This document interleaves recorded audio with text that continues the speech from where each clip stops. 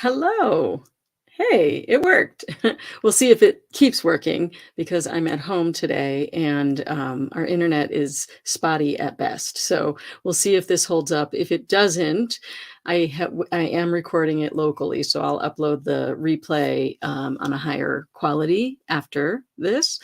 If you're new here, I'm Rosa Linda Román. I go by Rosa Linda, and I wrote this book. It's called Losing Sight of the Shore: How to Live on a Boat Without Killing Your Family.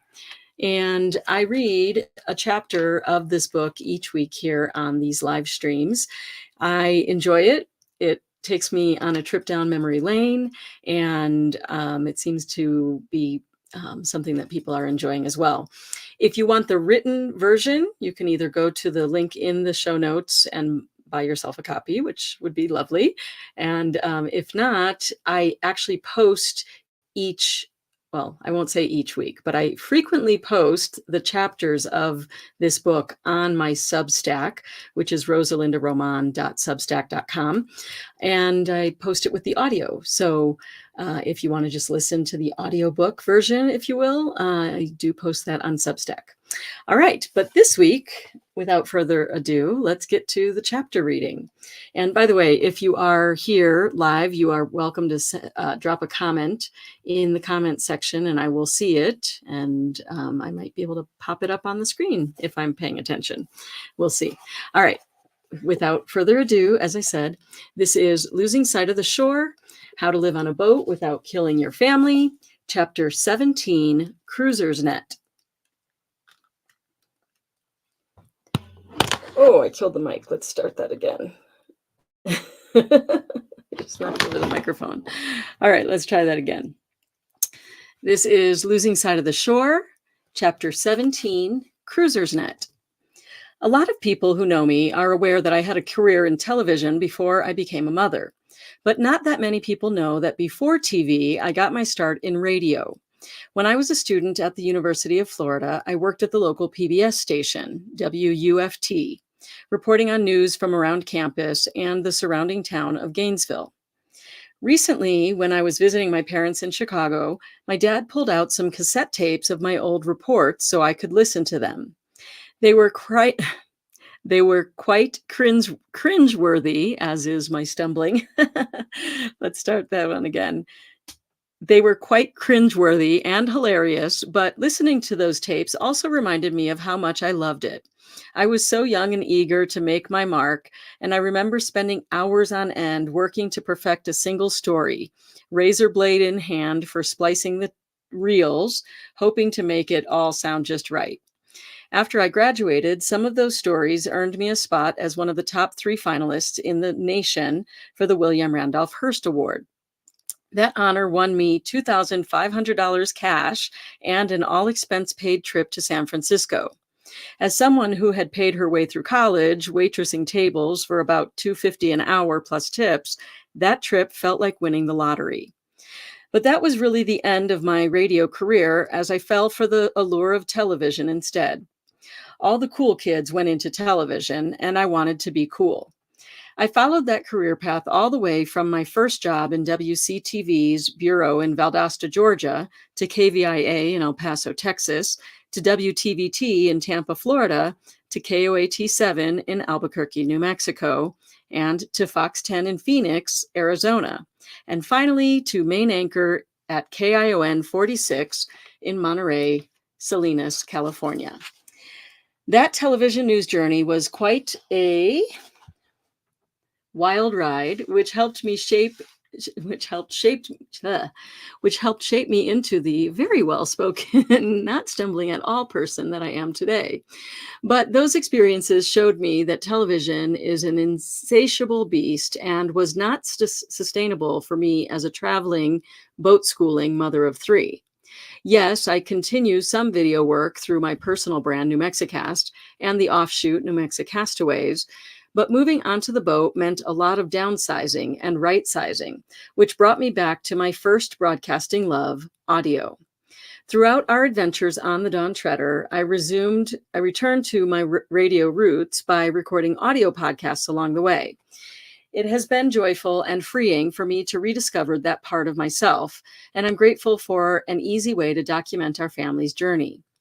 The spoken word and natural sounds that surround us have always been like music to me and are a big part of how I connect with the world. I love nothing more than sitting around a table or campfire and hearing people share their stories. Throughout my broadcasting career, conducting interviews was always my favorite part. I think it was this love of the spoken word that drew me to some communities more than others when we lived on our boats. While most places we went to used VHF radios as little more than a tool to communicate with boats in their harbors, a few communities used it in a way to help people connect. My two favorites with these cruisers nets, as they call them, are Hopetown and Georgetown in the Bahamas. While the format will vary from place to place, the general idea of a cruiser's net is to create a hub for people to share their plans, promotions, and concerns. Generally, they're considered controlled nets, which means there is a host, or to use a broadcasting term that might get confusing in a marine environment, an anchor, who keeps the conversation flowing smoothly and on track. Along with calls for community announcements, weather and passage reports, new arrivals and departure announcements, and emergency traffic, the host calls for any cruiser in need of help to share their requests with the listening audience. For the local businesses, it's a chance to let cruisers know about their specials and special events.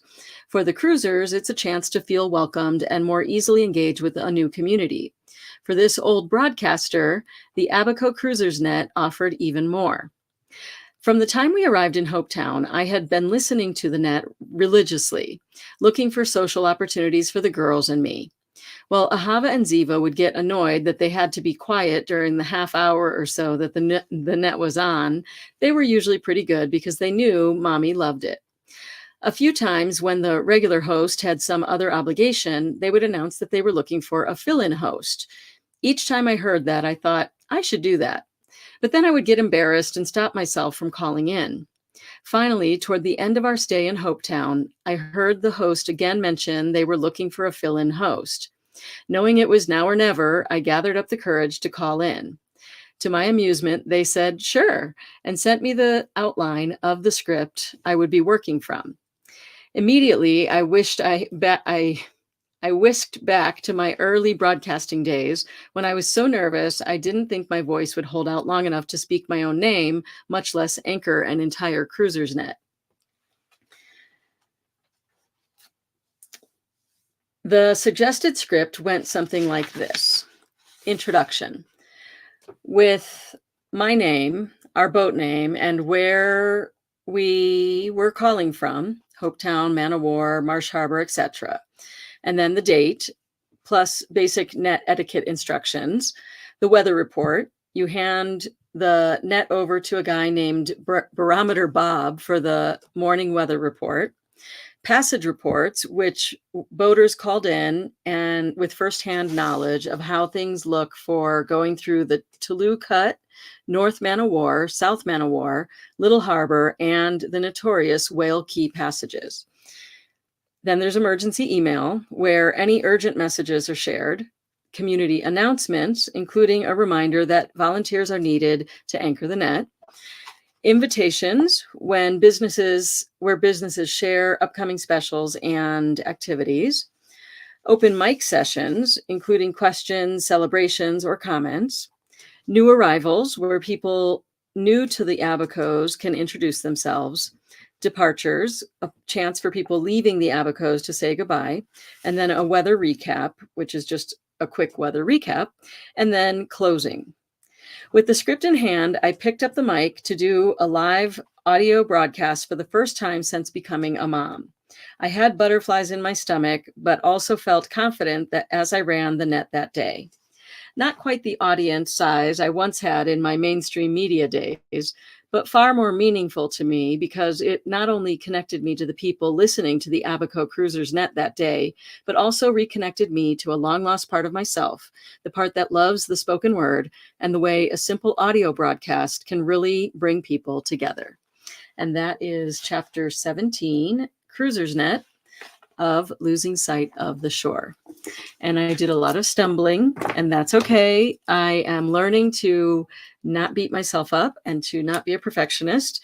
I actually started doing a daily live stream, no, a daily video every day in May on my Substack. So if you do go to my Substack, look for the notes section, and I've been posting videos. I have missed a few days because I actually went to a business conference in Nashville, and I also went to see my family in Chicago and watch my niece Leah graduate, which was really cool.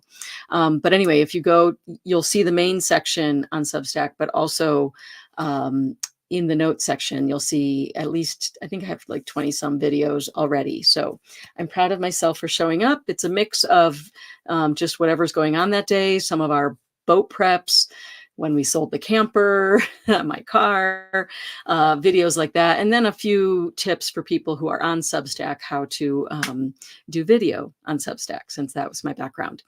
I hope you'll check it out, rosalindaroman.substack.com. I'm telling you this here because I haven't been very good about promoting things. And that's what I learned at that business membership, that I need to start sharing the work that I'm doing. So thank you for being here to see this work that I'm doing. And I hope you have a fantastic week. I'll see you again next week. Take care. Bye.